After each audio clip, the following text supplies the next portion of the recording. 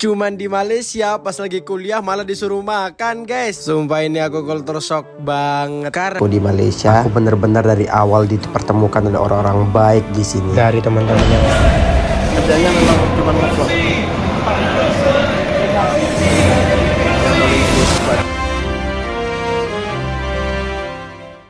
Assalamualaikum warahmatullahi wabarakatuh. Berjumpa kembali dengan Ramlia Pratama. Teman-teman sahabatku semuanya, gimana kabar kalian? Mudah-mudahan kalian semuanya baik-baik saja beserta keluarganya di sana. Teman-teman sahabatku semuanya, buat kalian yang baru gabung, yang baru nonton video ini, silahkan di subscribe dulu guys, di like dan di komen. Buat teman-teman sahabatku semuanya yang udah mendukung support channel ini, terima kasih. Mudah-mudahan kalian semuanya diberikan keberkahan umur, keberkahan rezeki, dimudahkan segala urusannya, baik urusan dunia maupun urusan akhirat. Amin ya rabbal alamin. Teman-teman sahabatku semuanya, kali ini gue tuh pengen ngebahas atau nge-reaction sebuah video nih. Katanya nih, hanya di Malaysia, kalau kuliah di Malaysia itu sebelum jam pelajaran itu pagi itu nggak boleh masuk kelas sebelum makan dulu, sebelum sarapan dulu, atau ya makan lah gitu ya, makan pagi lah gitu. Jadi menurut gua ini bagus sih untuk apa ya, menjaga kesehatan dari murid-muridnya gitu. Ini cikgunya oke juga ini. Apa dosennya ya, dosennya oke juga ini. Pemikirannya oke juga gitu.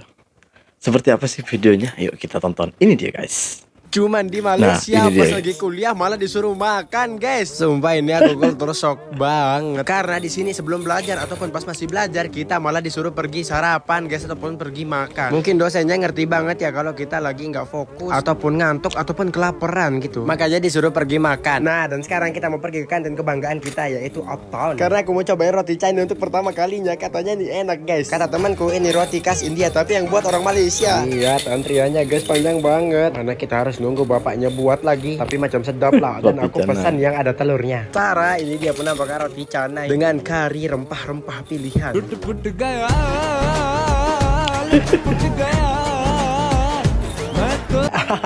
Sebelum makan aja vibesnya itu kayak India banget guys. Dan kita coba. Wah, ini enak banget guys. Rotinya tebal dengan rasa telur dan juga karinya nendang. Oh iya guys, jadi di Malaysia ini banyak banget makanan yang berkari ataupun manis. Nah, kalau mau cari yang pedas tuh kayak jarang banget ada di sini guys. Karena itu kebanyakan santan, makanya aku di sini gemuk guys. Jadi gemuk itu bukan faktor makanan juga ya guys ya. Nah, jadi ya banyak juga makanan-makanan lain gitu. Tapi di Indonesia sendiri sekarang banyak guys, itu orang yang jualan roti canai. Orang-orang yang jualan roti canai itu kebanyakan kalau di Indonesia itu orang-orang yang pernah bekerja di sini di Malaysia gitu. Pernah kerja di Malaysia, terus beliau belajar gitu, belajar membuat roti canai, membuat nasi lemak. Jadi makanan-makanan yang ada di Malaysia itu yang nasi lemak seperti apa ya? Banyaklah makanan-makanan Malaysia yang dijual di Indonesia itu sekarang. Banyak kedai-kedai yang menjual seperti ya contohnya roti canai gitu. Banyak guys, bener. Jadi ya oke lah gitu. Yang gue ini apa, di Malaysia itu kalau anak sekolah itu memang bukan hanya anak yang kuliahan ya, tapi anak sekolah darjah 1 atau SD kalau di sana itu sama juga gitu, diwajibkan untuk sarapan dulu ya, untuk biar fokus lah ketika pelajaran dimulai gitu ya. Bagus banget ini, bagus banget bener. Dan abangnya bilang tadi kan hanya di Malaysia kan gitu, berarti di Indonesia belum dong. Oke, jadi kalau di Indonesia kan harus mandiri. Jadi mandiri itu ya harus tahu diri lah, makan dulu lah gitu. Kalau nggak makan pun nggak ada teguran dari cikgunya, tapi kalau di sini ditegur guys, harus makan dulu gitu. Oke guys, ini abang ini ternyata udah selesai kuliahnya di Malaysia, pertukaran pelajar di Malaysia. Dan ini ya pasti sedih banget lah gitu ya, meninggalkan teman-temannya yang beliau pernah bercerita bahwa apa ya, baru masuk ke Malaysia itu stres banget, bingung banget karena apa, pelajarannya itu nggak sama. Terus alhamdulillahnya itu ada yang membantu, yaitu orang-orang Malaysia itu baik-baik katanya, dibantunya dia gitu. Ini dia videonya guys. Beberapa hari lagi aku bakalan selesai dan tinggalin Malaysia. Hai guys, jadi kalian tahu ya kalau aku udah selesai untuk program belajar di Malaysia. Ya walaupun tidak lama, cuma 1 semester, tapi kenangannya tuh luar biasa. Tambah lagi teman-teman udah support aku menonton konten aku selama aku di Malaysia. Aku juga minta maaf mungkin beberapa hal yang bikin kalian tersinggung tentang kontenku. Tapi bercerita tentang pendidikanku di Malaysia, aku bener-bener dari awal dipertemukan ada orang-orang baik di sini. Dari teman-teman yang bantuin dari nol, lecturenya yang udah berasa keluarga, terus para paci dan makci di tempat makan itu kayak baik-baik banget gitu. Ya walaupun dari awal aku nggak nerima banget kalau aku ditempatkan di Perak, ditambah lagi dengan jurusanku yang berbeda, itu membuat aku stres banget dan banyak banget pikiran. Kayak ini aku bisa nggak ya, bener-bener 3 bulan aku nangis guys, sudah nggak tahan dan pengen pulang. Tapi makin kesini makin menerima dan memahami sebenarnya aku lakukan di sini tuh baik. Tambah dengan ilmu yang udah diajarin itu bener-bener luar biasa. Harapanku ilmu dari Malaysia ini bisa aku bawa di Indonesia dan aku terapkan di sana. Pengalaman itu sangat mahal guys, gak semua orang bisa kayak aku. Banyak yang ingin di posisiku sekarang. Maka dari itu aku selalu semangat terus ngejalanin ini sampai dengan akhir. Dan ya sebentar lagi akan berpisah dengan Malaysia. Thank you Malaysia, thank you semuanya. See you di lain kesempatan ya, bye bye. Kalau ngomongin tentang orang baik di Malaysia itu, memang gue tuh pertama kali kesini itu udah pernah juga merasakan hal yang sama seperti yang dirasakan oleh abang ini ya gitu. Awal kemari itu saya tuh nggak punya siapa-siapa, nggak ada siapa-siapa di sini, hanya temen satu kampung pun nggak ada waktu itu. Dan saya itu bukan satu kampung tapi satu negara aja, kampung kita jauh gitu, temen satu negara gitulah. Jadi wah pening banget guys gitu. Ya mungkin kalian yang nggak pernah merasakan, tapi kami pernah merasakan itu semua. Memang stres rasanya, nggak tahu mau gimana.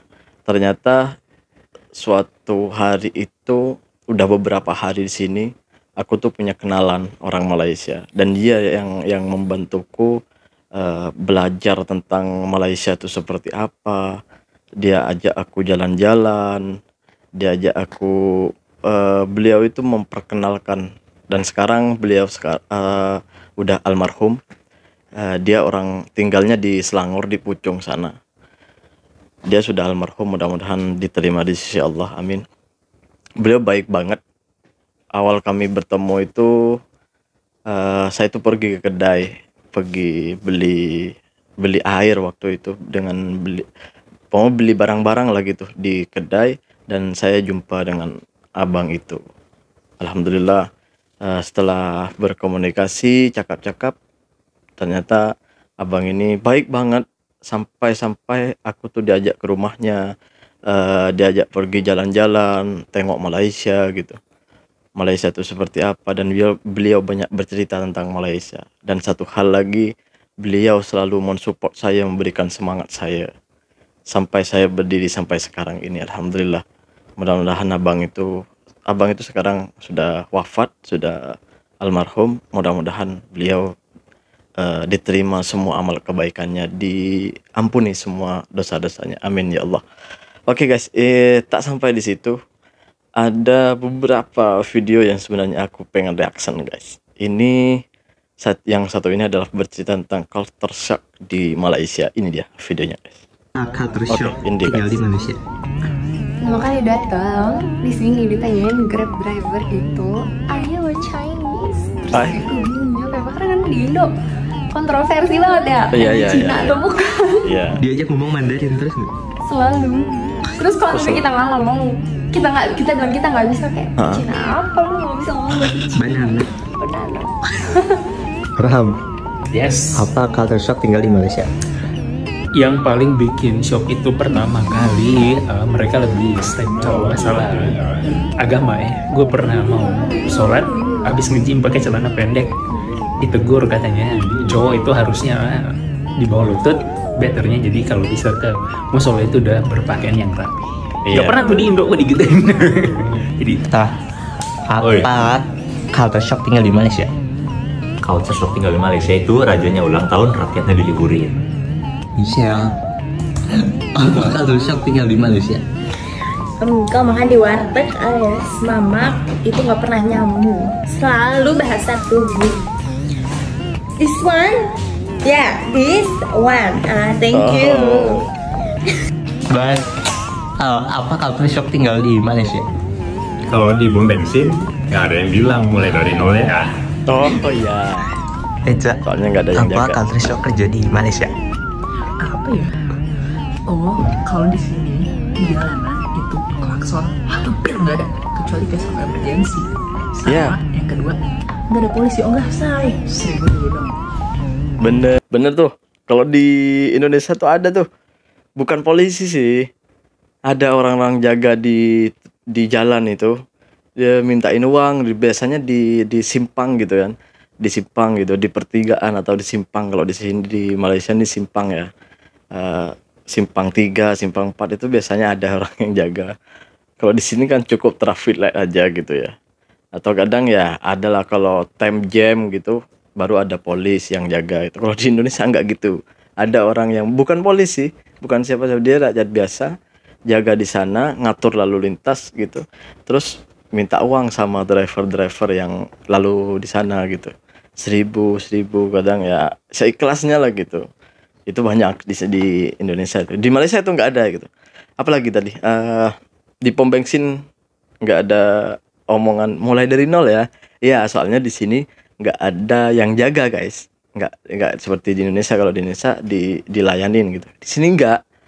Jadi layan diri lah. Tinggal cuman bayar ke kasir, bilang saya mau ngisi di misalnya di pam 1 gitu. Ya udah, bayar di pam 1 berapa, 5 ringgit kah, 3 ringgit kah gitu. Lalu diisi deh gitu. Itu deh sih awalnya gue tuh pernah juga ikut temen orang Melayu ngisi bensin di pom gitu, ngisi minyak di pam minyak gitu, di pom minyak gitu. Awalnya gue, yang jaga kemana? Gue bilang gitu kan, gue nanyain sama teman. Di sini nggak ada, jaga apaan? Dia bilang gitu. Jaga apa? Jaga nih, isi minyak. Mana ada? Sini tak ada. Sini bukan Indonesia, dia jaga. Ternyata dia cuma bayar. Itu awal-awal pertama dulu. Pertama kalinya aku tuh tahu kalau di Malaysia ini pom bensinnya seperti itu guys. Wah, kok bisa gitu ya? Layan diri lah gitu. Gue ketawa awalnya. Tapi kalau yang pakai kad bisa ngisi langsung di sana, nggak usah ke kasir. Kalau yang pakai kad, tapi kadang orang kan cuma pakai cash itu bayar di kasir gitu guys. Itu sih kelebihan dari Malaysia. Teman-teman, sahabatku, terima kasih yang udah nonton. Assalamualaikum warahmatullahi wabarakatuh. Yang nggak ada di Malaysia pasti ada, yang nggak ada di Indonesia pasti ada di Malaysia. Terima kasih. Jangan lupa sholawat guys.